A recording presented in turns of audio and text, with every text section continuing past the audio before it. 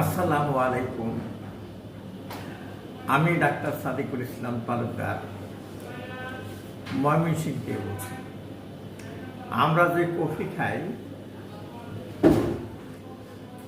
সেটা আবিষ্কার হয়েছিল একটা ছাগলের কারণে। আজ থেকে প্রায় 1200 বছর আগে 850 সনের দিকে ইথিওপিয়ায় এক রাখাল ছিল, তার নাম ছিল কালদি। তার নাম ছিল কালদি। একদিন সে দেখলো তার ছাগলগুলো লাল রঙের কফি চেরি ফল খেয়ে, কফি চেরি ফল লাল রঙের খেয়ে হঠাৎ খুব অ্যাক্টিভ হয়ে গেছে। কালদি নিজেও সেই ফল খেয়ে বুঝতে পারে এটা এনার্জি দেয়, এনার্জি বাড়ায়।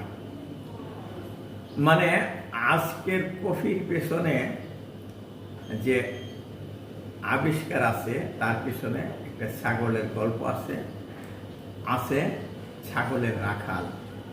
তিনি ইথিওপিয়ার ছিলেন, তিনি মুসলিম ছিলেন। কাজেই যে কফি যে আবিষ্কার করেন তিনি মুসলিম ছিলেন 1200 বছর আগে। এই ইতিহাসটা আমরা কফি অনেকবার খাই, ইতিহাস জানি না আমরা, তাই আপনার কাছে বললাম। ফলো করুন আরও ফ্যাক্টের জন্য।